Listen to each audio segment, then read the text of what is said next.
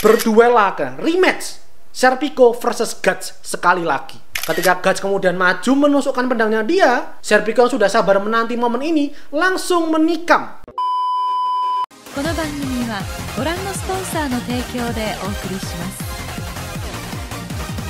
Oke, saya Minasan, datang kembali sama Speak. Ini hari Sabtu, berarti saatnya kita lanjutkan kembali dongengin Berserknya. Saatnya kita cari tahu apa yang terjadi setelah di part kemarin.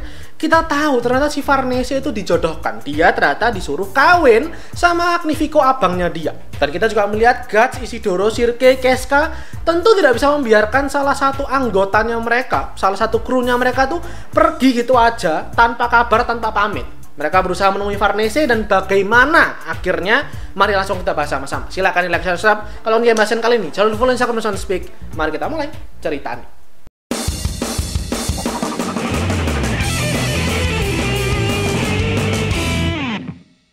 Part kali ini kita akan cover 3 chapter sekaligus. Nanti di akhirnya ada bumbu-bumbu actionnya gitu ya. Tapi sekarang mari kita buka dulu dengan kondisi pesta. Jadi kalau kalian ingat, di part sebelumnya itu si Farnese disuruh menghadiri sebuah pesta sama kakaknya dia. Sebuah pesta untuk mempersiapkan keberangkatan sebelum perang pecah, membebaskan kerajaan Midland dari negeri Kushan. Nah, di pestanya ini jelas semua orang-orang bangsawan, semua orang-orang terpandang kumpul di sana semua gitu kan. Termasuk 2 kakak tertua dari Vandimion. Jadi, abang-abangnya Farnese sama Magnifico. Itu adalah Giorgio do Vandimion sama Policiano do Vandimion. Yang paling sulung, paling tua itu si Giorgio. Dia adalah seorang manajer, pemimpin pusat Bank Vandimion. Jadi keluarga Vandimion ini memang punya bank gitu lah, cukup besar, dan yang memimpin, mengepalai semuanya si Giorgio ini.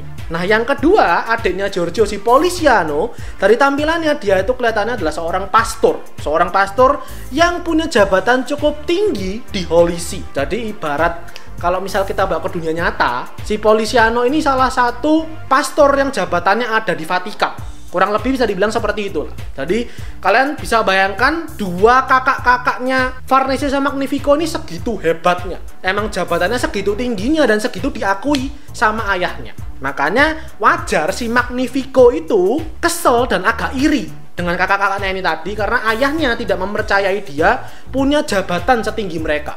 Kita melihatlah ini si Magnifico dengan sahabatnya si Roderick yang ada di balkon gitu ya, di luar pestanya ini mereka sedang melihat kekacauan di dalam pestanya. Jadi di dalam pestanya ini ada 2 orang bangsawan yang lagi tengkar, dan mereka ini pejabat atau bangsawan dari Midland. Ternyata salah satu bangsawan ini ketahuan membelot atau bekerja sama dengan negeri Tudor. Kalau kalian ingat yang anime tahun 97, itu kan sering tuh Takanoda ngelawan negeri Tudor, negeri yang menjadi lawan, rivalnya kerajaan Midland. Nah, ini ada salah satu bangsawan yang ketahuan berkomplot dengan mereka. Kan wajar ya kalau ada bangsawan, sesama bangsawan Midland kesel. Kenapa kok kamu berkhianat? Maka bertengkarlah mereka ini. Tapi akhirnya pertengkaran ini dihentikan oleh Sir Owen. Kalau kalian nonton animenya juga ada tuh dulu tahun 97 gitu ya, ada tuh Sir Owen. Sir Owen menghentikan mereka, suruh kalian tuh bangsawan jaga diri, jaga kelakuan. Jangan bikin malu kerajaan kita di depan publik.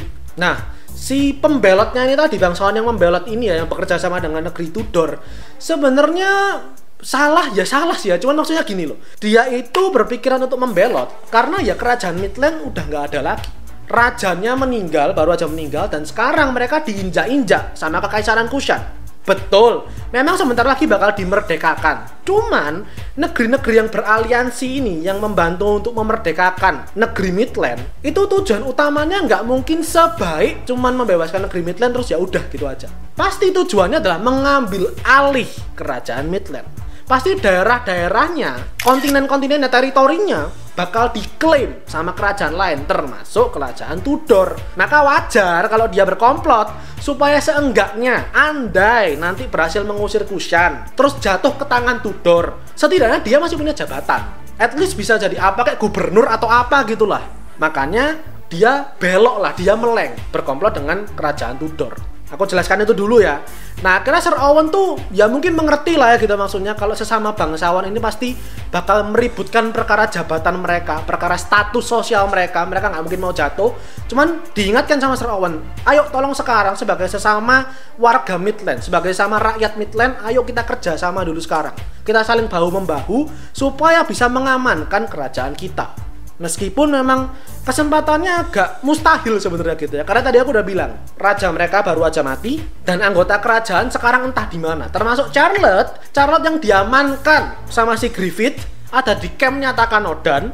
Saat ini tuh bagi para bangsawan Midland nggak terlacak di mana. Jadi mereka nggak ngerti sekarang Charlotte itu ada di mana. Mereka nggak tahu kalau si Griffith mungkin sudah kembali. Itu mereka nggak ngerti. Mereka semua khawatir, gelisah gitu. Apakah mungkin bisa kerajaan Midland kembali seperti dulu? Kita kembali melihat si Magnifico sama Roderick yang mengamati kekacauan ini gitulah ya. Mereka tuh sebenarnya kasihan gitu. Ini para kesatria ini berjuang keras memulihkan negara mereka, tapi negara mereka sebenarnya udah mati. Tapi ya udahlah gitulah. Mereka memberikan penghormatan seenggaknya buat mereka karena mau berjuang keras demi mimpinya mereka. Tapi menurut mereka nih, para orang-orang muda gitu ya, kawula muda, itu mimpi yang terlalu cetek. Mimpi untuk hidup mengabdikan diri di sebuah sangkar burung bernama negara. Seakan-akan seumur hidup tujuannya hanya demi itu. Berbeda dengan mereka berdua yang ambisinya masih menggebu-gebu gitu ya, darah muda gitu kan. Si Magnifico pengen punya jabatan lebih tinggi, bisa jadi orang yang berpengaruh, menjadi orang yang besar. Sementara Roderick karena dia itu kan pelaut, maka dia itu pengen mengarungi samudra, mengarungi dunia, mencari tahu daratan-daratan, kontinen-kontinen yang masih belum tersentuh. Itulah buat dia definisi menjadi orang yang luar biasa. Mereka berdua bekerja sama, bersulang untuk saling membantu satu sama lain. Karena di satu sisi si Magnifico terhalang karena ayahnya dia gitu kan. Ayahnya dia terlalu keras kepala, nggak mau mempercayakan apapun ke anaknya ini, ke si Magnifico. Sedangkan si Roderick terhalang karena keluarganya dia, negerinya dia itu terlalu tertutup, terlalu isolatif, tidak mau eksplor dunia luar. Maka mereka pun bekerja sama, membantu satu sama lain. Nah, di tengah deklarasi sumpah pemuda ini lah ya, mereka lagi menggebu-gebunya ini, datanglah Farnese dengan anggun berpakaian gaun yang indah sekali gitu kan. Dia pun mendatangi abangnya sama tunangannya ini. Kita cuma tahu sekarang si Magnifico ini punya tujuan. Nanti di pestanya ini kan ayahnya dia datang tuh. Nah, si Magnifico berencana mengumumkan pertunangan adiknya dia Farnese sama temannya dia si Roderick. Ayahnya kan nggak ngerti apa-apa tuh. Dan karena sebagai pemimpin keluarga bangsawan, dia nggak mungkin terang-terangan menolak pertunangannya ini. Kan pasti malu dong. Maka itu tujuan dia. Kita belum tahu tujuan lengkapnya apa gitu ya. Yang pengen dia tuju apa sebenarnya. Tapi untuk sekarang, tujuan dia adalah bikin pertunangan ini nanti diumumkan secara mendadak di hadapan ayahnya dia, supaya ayahnya nggak punya kesempatan buat menolak. Tapi itu akhirnya dihentikan oleh Roderick yang memang seorang yang sangat romantis gitu ya. Dia menghampiri si Farnese, diajaklah akhirnya gadis ini untuk berdansa bersama dengan dia. Nah, di tengah ini semua tiba-tiba ibunya si Farnese, ibunya Magnifico juga lah ya, tiba-tiba datang tuh menyapa anaknya dia, menyapa si Magnifico. Magnifico kaget gitu kan, ternyata ibunya tiba-tiba udah datang. Padahal nggak diundang, tapi kok tiba-tiba nongol. Namanya dia ini karena siangnya itu sudah ngobrol dengan Farnese gitu kan di part sebelumnya, maka dia udah ngerti tuh kalau anaknya ini si Farnese bakal tunangan dan ini tuh direncanain sama si Magnifico. Maka si ibunya ini agak menggoda si Magnifico dengan bilang, kamu tuh udah makin mirip sama papa kamu ya, sama ayah kamu, punya tujuan tapi sangat licik. Dan kemudian ibunya ini memberi pesan ke Magnifico, kamu itu harus berhati-hati dengan Farnese. Kalau kamu merasa, kamu melihat sekarang dia itu iya-iya aja, menerima semua yang kamu katakan, kamu inginkan, kamu harus hati-hati. Karena dia itu bukan tipikal cewek yang seperti itu. Pegang omonganku daripada kamu menyesal kayak ayah kamu nantinya. Karena kemudian si ibunya Farnese ini nengok sedikit dan di situ ada si Serpico. Serpico-nya hanya bisa melihat tuan putrinya dari luar gitu kan, sembari selalu dengan mata merem dia memperkenalkan diri karena si ibunya Farnese ini lupa siapa dia. Dia cuma ingat, oh ini adalah pelayannya si Farnese, tapi namanya siapa gitu ya. Maka Serpico memperkenalkan, saya adalah Serpico. Saya pernah diselamatkan Nona Farnese sewaktu kecil dan sekarang saya sudah mengabdi dengan beliau kurang lebih selama 10 tahun lebih. Si ibunya Farnese kemudian merasa nih ya, karena si Serpico udah sama Farnese selama belasan tahun gitu ya, 10 tahun lebih, pasti si Serpico ini juga agak-agak sedeng, pasti juga terpengaruh nih sama si Farnese. Dan bukan tidak mungkin kalau ada sesuatu yang mengikat kalian berdua. Setelah ngomong kayak gitu, akhirnya ya udahlah ibunya ini pergi gitu kan, masuk ikut ke dalam pestanya. Nah, setelah dari dalam ruangan pesta, dari dalam ballroom, kita lihat keluar nih di gerbang.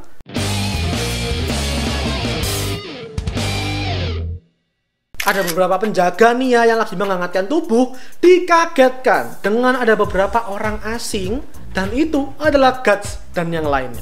Mereka semua bertujuan masuk ke sana nyari Farnese, ngomong sama Farnese. Tapi tentu mereka kan bukan bangsawan, dari penampilannya aja udah aneh-aneh gitu kan. Satu penyihir, satu pakai armor. Mereka nggak mungkin bisa diizinin masuk. Maka sama Sirke, dia pakai kekuatan hipnotisnya dia, pakai kekuatan sihirnya dia, mereka bisa free pass, lewat gitu aja. Para penjaganya itu tadi nggak sadar kalau ada orang lewat. Begitu mereka udah masuk, agak tenang lah ya, rintangan pertama terlewati, tiba-tiba mereka tuh kaget. Si Guts tandanya ini bereaksi gitu ya, tanda tumbalnya dia, yang berarti ada iblis. Tiba-tiba ada kabut tebel banget, dan itu sama seperti waktu mereka digubuk di kabin pinggir pantai itu, yang mereka diserang sama buaya Kushan. Kabutnya sama seperti itu. Nah, si Guts dan yang lainnya ini kan udah masuk agak dalam gitu ya. Mereka tuh noleh ke arahnya penjaga tadi yang ada di ujung lorong sana. Bayangan mereka itu tiba-tiba hilang gitu aja. Ada sebuah makhluk besar yang seakan menerkam mereka, seakan memakan mereka. Mereka hilang gitu aja. Makhluknya ini terlihat seperti saber-tooth gitulah ya, seperti sebuah singa, harimau, dan dari balik kabut tebal ini cuman kelihatan siluetnya doang dan kemudian menghilang gitu aja. Ini Guts dan yang lainnya kaget gitu kan, karena satu, wujudnya bukan buaya kayak yang sebelumnya. Dua, kenapa kok tiba-tiba bisa muncul? Dan tiga, kalau misal itu cuman kucing asing gitu ya, kucing jalanan, rasanya nggak segede itu deh. Jadi mereka bertanya-tanya sebenarnya itu apa. Tapi sekarang karena ada kabut ini, mereka kan bisa menyusup lebih gampang tuh ya, agak terbantu mereka. Ya udahlah, akhirnya mereka lanjutkan berusaha untuk masuk ke dalam ballroomnya ini. Begitu udah masuk, tantangan selanjutnya muncul. Namanya ballroom kan berarti orangnya banyak gitu ya. Otomatis yang harus dihipnotis sama Sirke lebih banyak. Berarti dia perlu lebih banyak waktu, lebih banyak tenaga. Nah, Sirke ketika lagi siap-siap nih gitu kan, ngumpulin tenaga, merapal mantra untuk menghipnotis segini banyak orang, tiba-tiba dia dapat telepati. Dia dipanggil sama Serpico. Jadi kalau kalian ingat waktu di desa Enoch, si Sirke itu kan ngasih beberapa helai rambutnya dia, yang mana diikatkan ke jarinya mereka masing-masing, dan itu fungsinya adalah untuk telepati, komunikasi. Nah, Serpico menggunakan rambutnya itu tadi gitu ya, rambutnya Sirke itu, dia manggil lah ke Sirke, disuruh datang lewat jalan lain aja, yang lebih sepi, yang nggak banyak penjaga, nggak banyak tamu. Maka ya udah, kira Sirke tiba-tiba belok gitu kan. Dia bilang tuh kalau dikasih tahu Serpico ada jalan lain. Mereka pun ngikutin Sirke gitu kan, sampai di sebuah ruangan isinya pilar semua gitu. Banyak banget pilarnya. Sirke manggil Serpico, Serpico pun keluar. Inilah ruangan yang dimaksud sama Serpico gitu kan. Dan Serpico tanpa basa-basi, dia langsung bilang ke Guts, "Guts, aku tahu tujuan kamu kemari itu apa. Bawa semuanya kemari itu mau ngapain, aku paham. Dan aku tidak akan mengizinkan kamu. Aku akan menahan kamu di sini." Sambil mengacungkan pedangnya, Serpico bilang seperti itu ke Guts. Guts akhirnya ngerti kalau dia harus ngeladenin si bocah bermata merem ini ya. Maka oke, diladenin sama dia, dicabut pedangnya dia pun maju.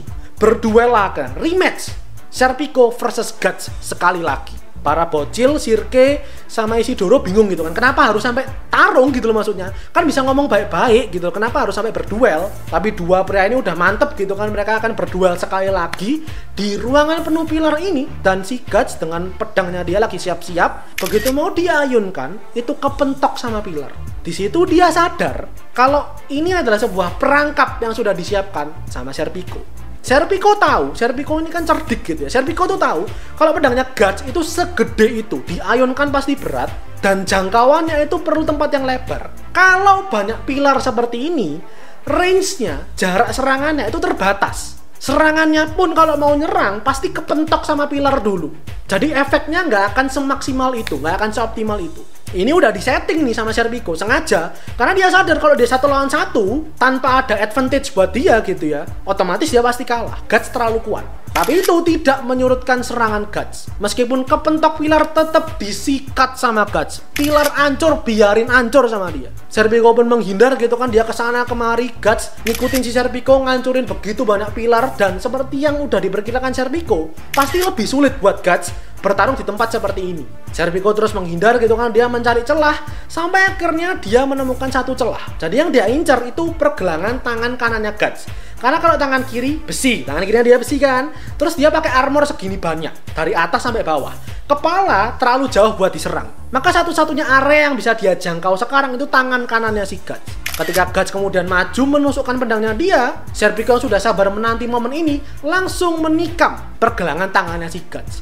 Tapi si Guts dengan pengalaman bertempurnya dia, dengan kecerdikannya dia tahu apa rencana Serpico. Pedangnya tadi langsung diganti pegang pakai tangan kiri, yang berarti pedangnya Serpico cuman menikam atau mungkin cuman ngebeset tangan besinya si Guts. Serpico sadar gitu ya kalau rencana dia ini barusan aja gagal, terbaca. Maka dia cari cara lagi gitu kan. Dia mencoba menghindar sambil merenungi hidupnya dia. Jadi dia itu kan orang yang sangat tenang gitu ya, orang yang sangat kalem banget. Dalam artian orang yang sangat rasional menghadapi segala sesuatu, termasuk sesuatu yang aneh gitu ya. Dia selalu pakai otaknya dia. Tapi itu berubah semenjak begitu banyak hal supernatural terjadi. Dan itu pun semakin berubah ketika dia akhirnya berkelana dengan Guts. Tanpa dia sadari, dirinya yang tenang itu, dirinya yang kalem, yang observatif itu memudar. Tanpa sengaja melihat dan terinspirasi dari Guts yang menentang takdirnya, pelan-pelan dia mulai berubah menjadi orang yang lebih mengikuti kata hatinya dia, mengikuti perasaannya dia. Dan itu pun juga dia rasakan dengan si Farnese. Si Farnese juga menjadi orang yang berubah. Dulu orang yang sangat konservatif gitu ya, pemikirannya tertutup, tapi sekarang dia belajar membuka dirinya, dia belajar melihat dunia. Dan itu semua karena Guts.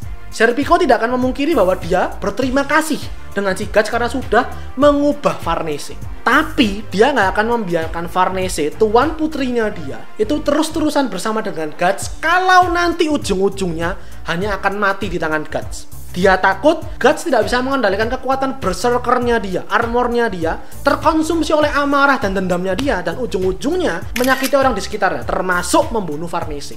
Serpico nggak bisa membiarkan hal itu. Makanya dia nggak setuju tuh kalau semisal Farnese kembali dalam perjalanan, kembali berkelana bersama Guts dan yang lainnya. Setelah merenungi keputusan hidupnya ini, perubahan dalam hidupnya ini, tiba-tiba dia menemukan celah lagi. Tapi masalahnya, semua pilar yang ada di sekitar dia itu udah habis. Semua dihancurin sama Guts. Belum semua memang, tapi udah banyak yang dihancurin. Dan di sekitarnya Serpico cuma ada satu lagi di belakangnya dia. Maka mau nggak mau Serpico bertaruh dengan satu pilar ini. Begitu Guts mau nusuk si Serpico dengan pedang besarnya dia, Serpico pun menghindar gitu ya. Dia naik ke atas, pedangnya Guts mengenai pilar, pilarnya ambruk, hancur menimpa si Guts. Dan disinilah momen yang ditunggu Serpico. Guts masih fokus ke batunya, dia nggak akan sadar kalau bakal ditusuk sama pedangnya Serpico. Serpico pun maju menghunuskan pedangnya dia, tapi si Guts lagi-lagi dengan kecerdikannya dia, pedangnya dia pakai punggung pedangnya itu yang gede itu digetokin ke arah salah satu batu untuk menghancurkan batunya, nggak kena kepalanya, plus menahan serangan Serpico. Jadi sekali lagi serangan Serpico ditahan oleh Guts. Dan kemudian kita bahas di part selanjutnya. Itu aja untuk part kali ini, part yang cukup panas gitu. Ada duel, ada rematch antara Guts dengan Serpico, dan gimana akhirnya kita cari tahu ke depannya. Penasaran juga kan dengan saber-tooth-nya tadi, dengan harimaunya? Kita juga bahas di part selanjutnya minggu depan. Itu aja untuk kali ini. Silahkan like videonya kalau mungkin bahasan kali ini. Jangan lupa berkomentar, di share teman kalian, dan terakhir jangan lupa follow Instagram Soundspeak dan subscribe buat kalian menikmati di banyak konten anime dan manga dari channel Soundspeak, karena ini dan manga yang aku suka dan yang kalian suka. So I'll see you guys in the next video. Kita rasain minasan.